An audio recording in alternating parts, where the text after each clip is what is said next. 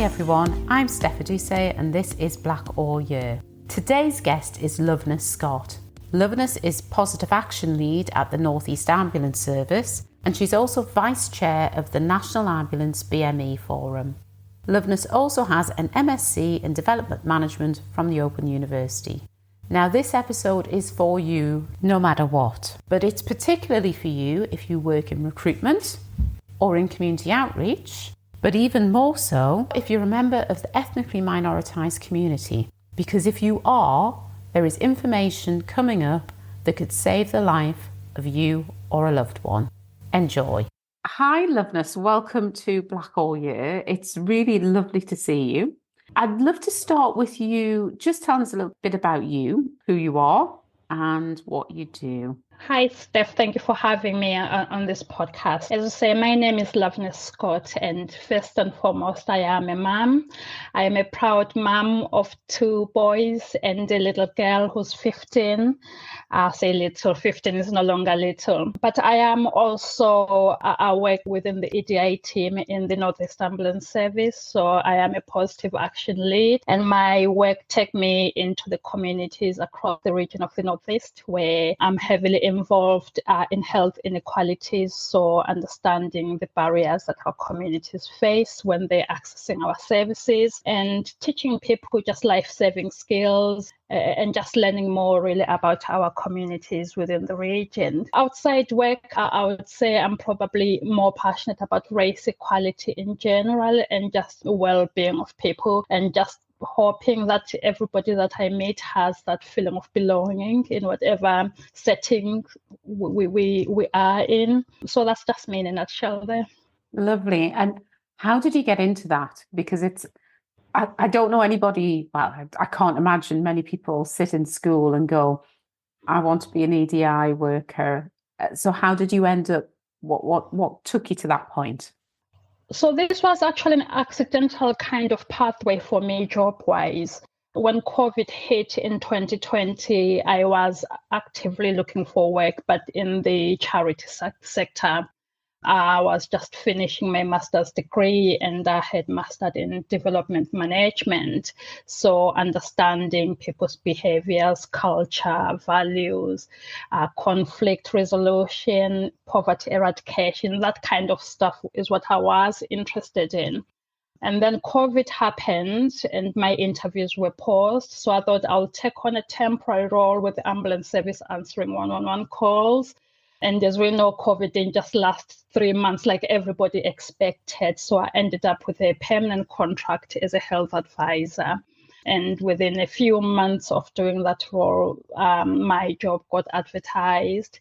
And I was really not confident applying for it at the time. I had this kind of thought, I'm still new. I still don't know the organization well. Am I the right person? A little bit of imposter syndrome. But yes, I did go for it and I got the job. Right. And it must have been interesting for you working in that environment in the call center, first of all, dealing with, at that time of COVID, dealing with patients and were you just 111 or did you do 999 as well?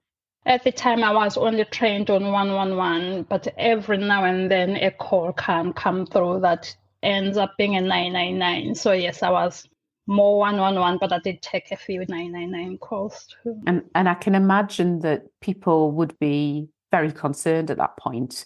The early days of COVID, where people would be ringing quite a lot for that help, that support, that advice. And if we think back to then, there was no testing, so you didn't know if you had COVID, did you? It was just, I've got these symptoms, and all we heard was you get symptoms, you end up in hospital, and there's a fair chance you're going to die. It was pretty dire at the time.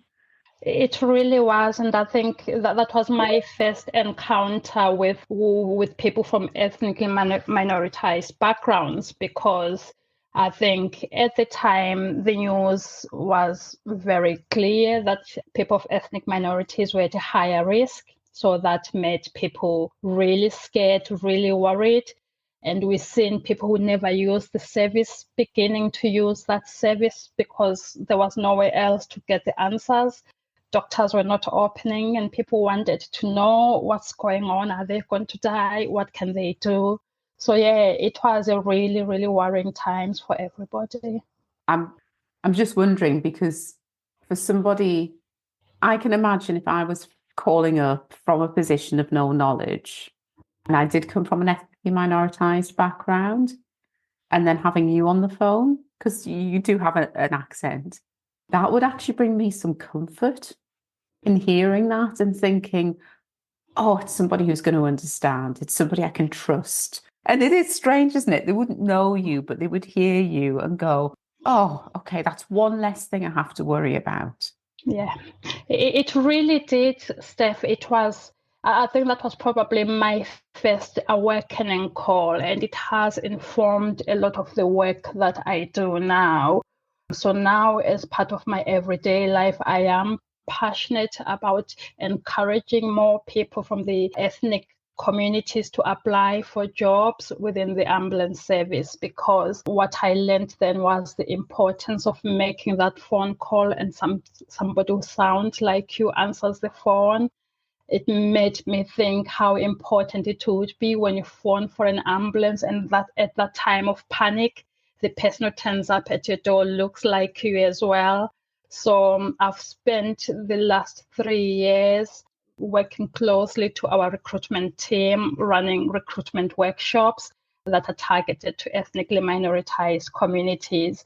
And as part of that and other kind of activities we've done within the organizations, we've managed to double the people we have in the organization who identify as ethnic minority.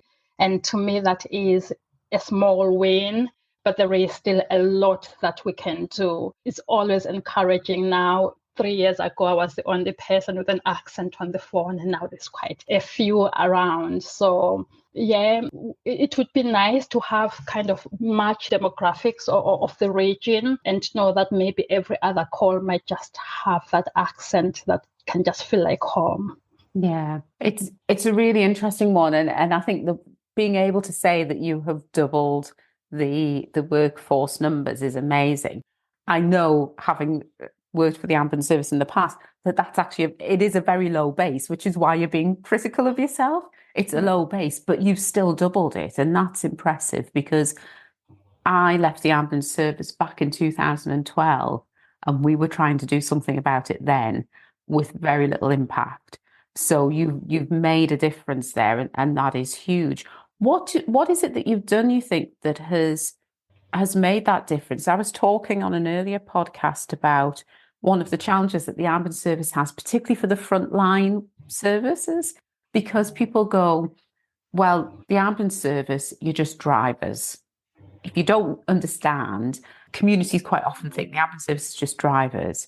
So if you want to be a professional, a healthcare professional, you're not going to go and be a driver. If you want to be a driver, why would you not be a taxi driver? Because you'll make more money. So what is it that you've done to really change that view and to bring people in? I don't think it's a matter of changing the view. It's a matter of understanding what our communities want. And I think as an organization, we have got a habit of wanting communities to come to us and find out information. What I do is I go out and find out what they want, and then make my offer or tailor my offer to fit in with that. So if I was in the community and I'm speaking to a mom who wants their daughter to go into recruitment, that's absolutely amazing. But did you know that the ambulance service has got a recruitment team as well? Because we are not recruiting to tick numbers or to put people in the front line so our pictures look pretty. We are recruiting to make an organization-wide impact. So for me, it does not matter which part of the organization you work in, if that's what you're passionate about, because that's the only way we can keep the people if they're coming in to do the jobs that they love, the jobs that they've trained for to begin with. So I am really big in talking around all the jobs that we have. And I've got a page full of those job titles that people don't realize. Our ambulances need mechanics to fix. They need tire fitters. Are you a cleaner? Yeah, we've got offices that we clean, and our ambulances want to be cleaned as well after a shift. You like talking like me, you can do community engagement and spend the day talking to people. So what is it that drives you on a daily basis? Previously working in the ambulance sector, I had applied for another public sector organization, and they were passionate in putting me in the front. Like, this is a job that we really wanted to look into, and it wasn't something I was passionate about. So to me, then that becomes a ticky box exercise. So I think that's something that's really been important to me when I talk to people. What is it? We've got people who've traveled to the UK or moved to the UK from different parts of the world. And my question is always, what did you do back home? I was a teacher. Okay, maybe we don't have teachers in the ambulance service, but we've got a training school, So it's a transferable skill. So actually, you can join us and go into the training school and use those skills that you've learned back home, and that it makes sense to that person you're speaking to. And I loved what you said there about it. It's not about what you say. It's about almost what you hear. It's about understanding and connecting with people and understanding what people want and what they need. And I think that's something that we do lose sight of a lot. And I think you're spot on. It's not just the ambulance service, and it's not just the NHS. There's a lot of organisations and companies that think, well, we want to speak to X community, so let's put on a community event and they'll come to us.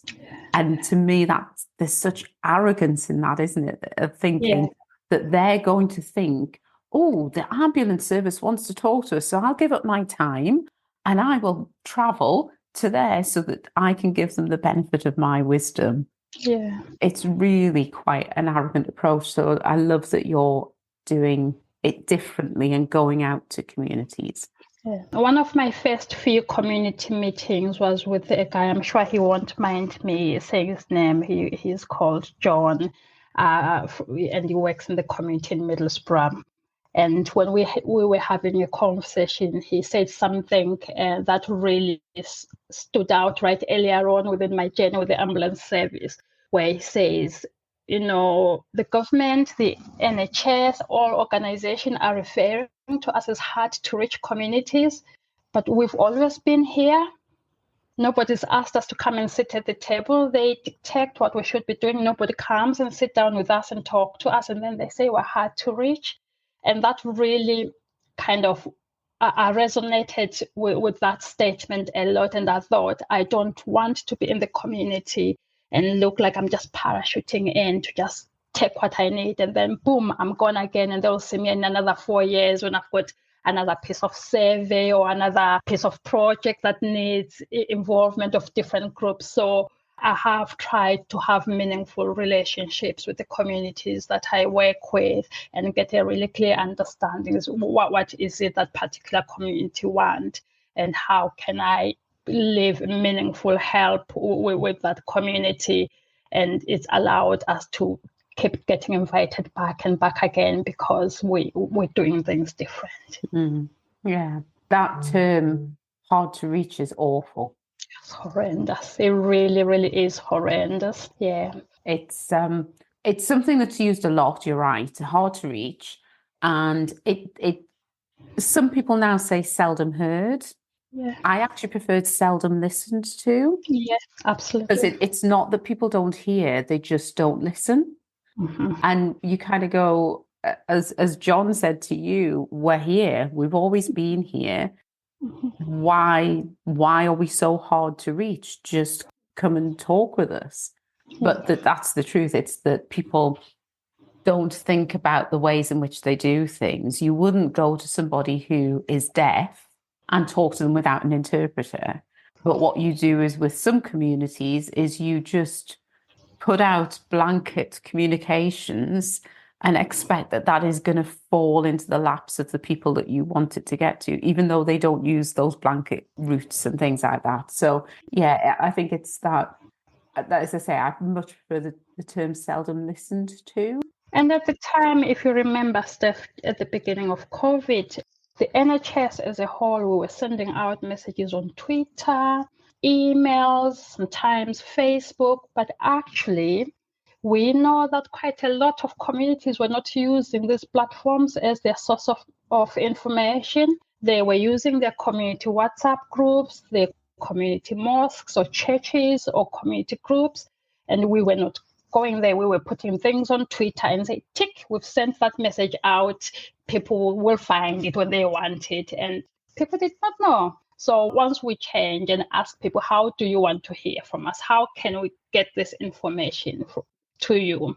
So as a result of that, we recruited volunteers from the communities, and they became like our ears and eyes in terms of listening to what's going on and bringing back feedback, but taking information from us and just in bite sizes and just disseminating it in the communities and coming back and say, this is not working. So over the 3 years, I've managed to recruit 128 volunteers in the community, and they've absolutely been the life of the program, and they drive the work that we do with such passion and such dedication, and it's an absolute honor to work with all those individuals. And it's so important, isn't it, to have people who are from communities, whether they be volunteers or staff. I think it's that thing of, I remember having a conversation about older people and the use of technology. Mm-hmm. And people were saying, oh, well, older people, they don't use technology and we can't think. And I pointed out the fact that all of my Black African uncles used WhatsApp. Yeah. And were very connected because that's how they connected with home. Yeah. So to say, oh, this won't work for older people, it may not work for some older people, but within certain communities, like people who've come from other countries, things like WhatsApp are massively used, and the WhatsApp groups and things like that. Ethnically minoritized communities were using those groups long before anybody else was, because it was a free way of communicating with people from wherever they were. And yet that wouldn't be known by people unless they have staff or volunteers from within those communities. So that importance of, it's not just about having somebody who's working with you because they can do something, as in be that voice on the end of the phone. It's also about what the knowledge that they're bringing into the organization. Yeah.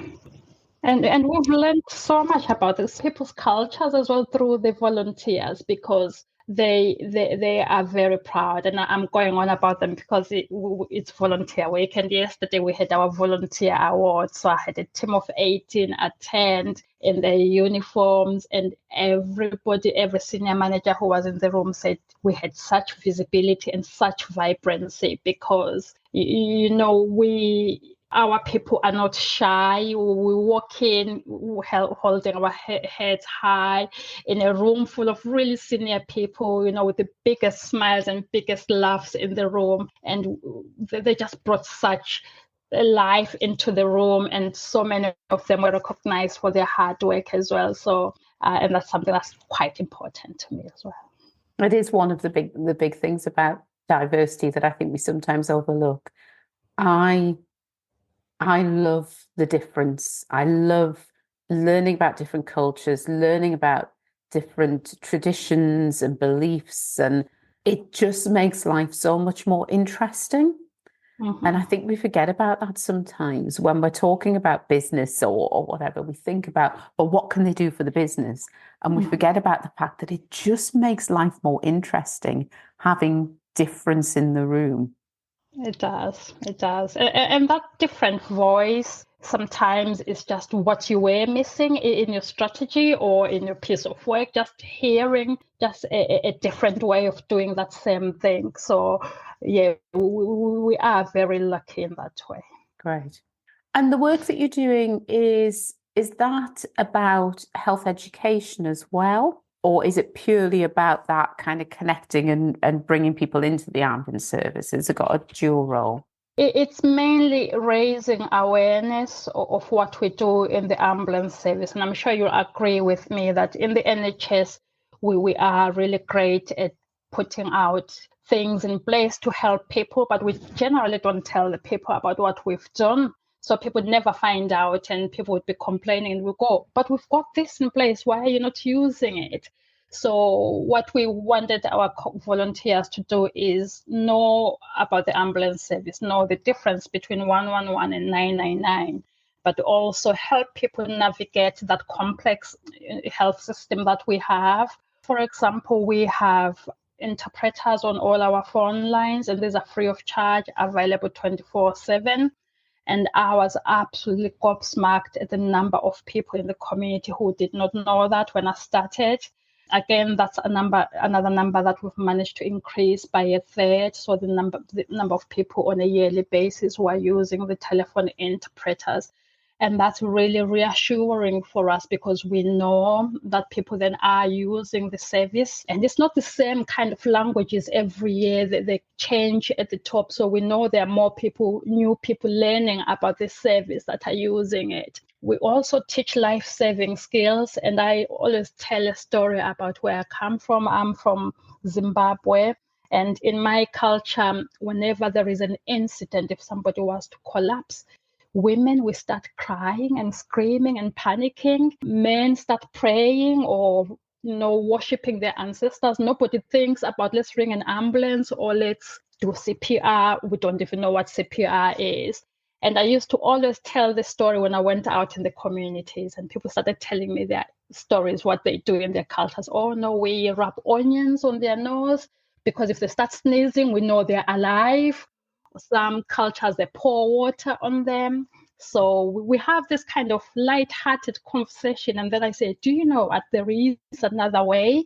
Then I bring the concept of the chain of survival. I demonstrate CPR and how to use a defibrillator. And you can see that light bulb moment is instant, where people really realize actually how many people have we lost that we could have saved their lives.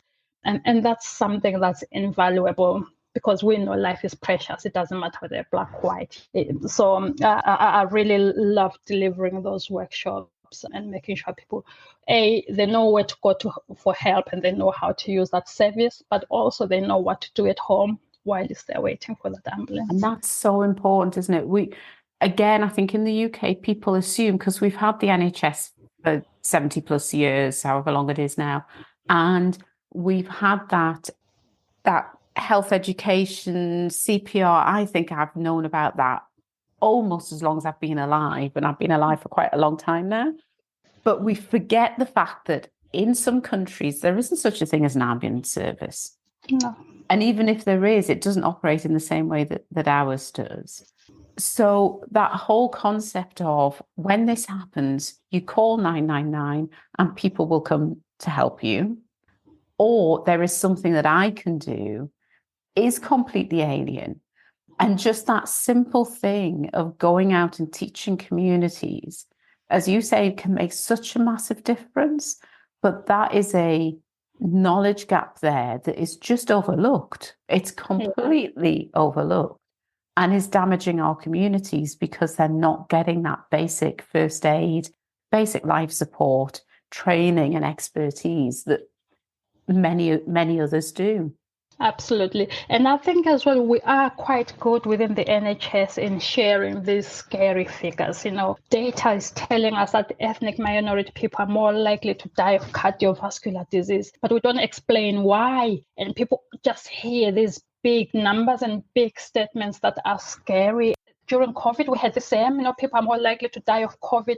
There's no background information, and people just you end up having this belief that we're just a cursed kind of race. Why do we always have all these bad things happening to us? But actually, it's really simple. It's knowledge. We haven't got that knowledge to make those right changes or right interventions in the community. And to me, just being able to design that intervention and deliver it and see it making a difference into people's lives, it's really, really interesting. And I even see it as a gift in so many ways, because I will always wonder for the rest of my life, how many people have I taught who have used those skills to save a life? I'll never know. but it's just an interesting thought to have. It is. Oh, thank you, Loveness. Just that last thing that we've been talking about there, that is a whole other subject in itself, and maybe we'll have to have another discussion, because there is a theory that some of this is not accidental, that people aren't taught things. But I think the work that you're doing is fantastic. It's wonderful to hear the difference that you're making in the ambulance service.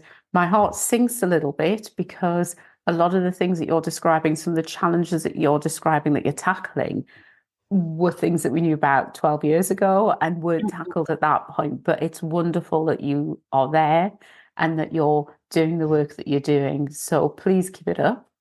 Thank you. Thank you. And thank you so much again for speaking with us. Thank you, Steph. Pleasure's all mine. Thank you. I hope you've enjoyed that episode of Black All Year. It would be great if you could subscribe and review, because not only will it make sure that you get the content, but it'll help other people to find it too. Take care.